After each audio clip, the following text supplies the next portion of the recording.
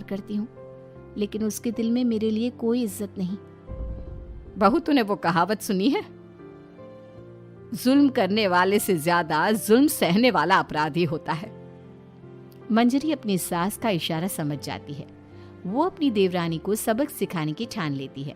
और एक दिन शांति अपनी दोनों बहुओं के साथ बैठी थी तो शांति अपनी बड़ी बहू से पूछती है, अरे बहू, शाम होने को है, कुछ सोचा है क्या बनेगा खाने में? माँ जी, मेरे तो सर में बहुत दर्द है आज। मेरी प्यारी देवरानी ही कुछ अंग्रेजी खाना बनाकर खिलाएगी। सुना है पढ़े लिखे लोग अंग्रेजी खाना बहुत अच्छा बनाते हैं, क्यों तनुजा? इतना कहकर मंजरी अपनी सास की ओर देखकर मुस्कुरा दी। तनुजा अपनी तारीफ सुनकर बहुत खुश हो गई। इतने में शांति कहती है, यह तो सच बात है छोटी बहू, ये तो मैंने भी सुना है। हम भी पक गए हैं बड़ी बहू के हाथ का खाना खा खा कर। तनुजा, तुम्हारी माँ भी तो तुम्हारे खाने की बहुत तारीफ करती हैं। आज हमें भी खिला दो कुछ अच्छा सा बनाकर। शांति की बात सुनकर छोटी बहू और आसमान पर चढ़ गई, पर उसे ये कहाँ पता था कि उसकी सास और जेठानी उसे सबक सिखाना चाहती हैं। तनुजा अपनी तारीफ सुनकर खुश तो बहुत होती है, पर सोचने लगती है, मुझे तो कैसा भी खाना बनाना नहीं आता। अब मैं क्या करूंगी? अगर मैंने इनको सच बता दिया तो मेरी सारी इज्जत मिट्टी में मिल जाएगी। अरे छोटी बहू, क्या सोच रही हो? खिलाओगी ना अपने हाथ का अंग्रेजी खाना? छोटी बहू हाँ में सर हिला देती है। अचानक से उसके दिमाग में एक आइडिया आता है। मैं इंटरनेट से देखकर कुछ बना लेती हूँ, मेरी वाहवाही पूरे घर में हो जाएगी। मुझे कौन सा रोज रोज बनाना है। माँ जी, आज आप सबको ऐसा खाना खिलाऊंगी, ऐसा खाना खिलाऊंगी कि... इतने में शांति छोटी बहू की टांग खींचते हुए कहती है कि पता नहीं कैसा खाना खिलाओगी। ए ऊपर वाले, हमारी रक्षा करना। इतना बोलकर शांति और मंजरी दोनों जोर जोर से हंसने लगते हैं। अब तनुजा रसोई घर में चली जाती है और खाने की तैयारी करने लगती है, पर उसे रसोई घर की चीज़ों के बारे में तो कुछ नहीं पता। जैसे तैसे सारी चीज़ें निकालती है और इंटरनेट पर देखकर खाना बनाती है। कुछ ही देर में सब लोग घर आ जाते हैं।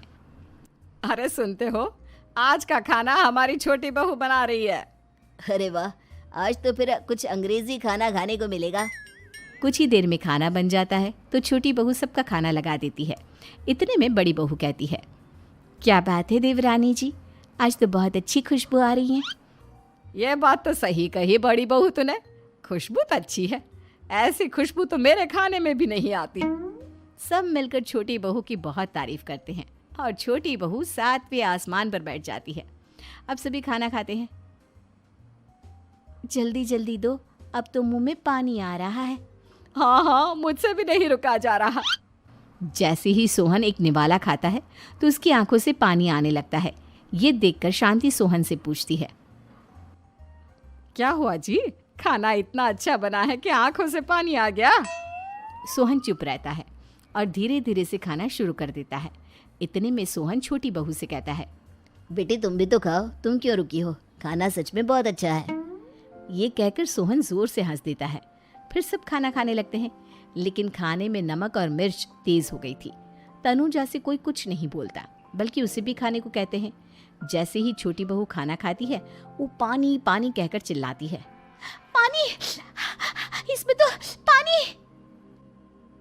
ये खाना तो सच में इतना अच्छा बना है कि हमारे साथ साथ देवरानी जी भी इसके स्वाद को कभी नहीं भूल पाएंगी। सही कहा बहू। तनुजा को अपनी गलती का एहसास हुआ और उसने अपनी सास से कहा, माँ जी ये मेरी गलती नहीं है, इंटरनेट पर दिखाया था कि 4 चम्मच नमक और मिर्च डालने हैं। अब मंजरी को भी मौका मिल गया और उसने तनुजा पर तंज कसा। नाच न जाने आंगन टेढ़ा, हर जगह अपनी पढ़ाई दिखाती हो, दूसरों का मजाक उड़ाती हो। अब पता चला ना, हर चीज़ में पढ़ाई काम नहीं आती। और तुम तो शहर में रही हो, तुम्हें तो मुझसे भी अच्छा खाना बनाना आना चाहिए ना। बेटा, अगर तूने ठीक से सब सीखा होता तो आज तुझे शर्मिंदा नहीं होना पड़ता।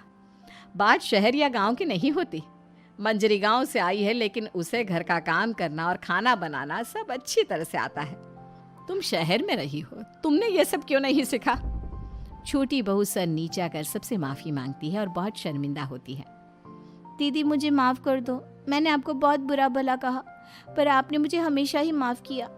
आज मुझे अपनी गलती का एहसास हो गया है। अब दोनों बहुएं मिलकर घर का काम करने लगी और एक दूसरे को अपने गुण बांटने लगी। मंजरी ने अपनी देवरानी को खाना बनाना और घर का काम करना सिखाया, वहीं तनुजा ने भी अपनी जेठानी को पढ़ना लिखना सिखाया। शांति और सोहन ऐसी बहुएं पाकर बहुत खुश थे।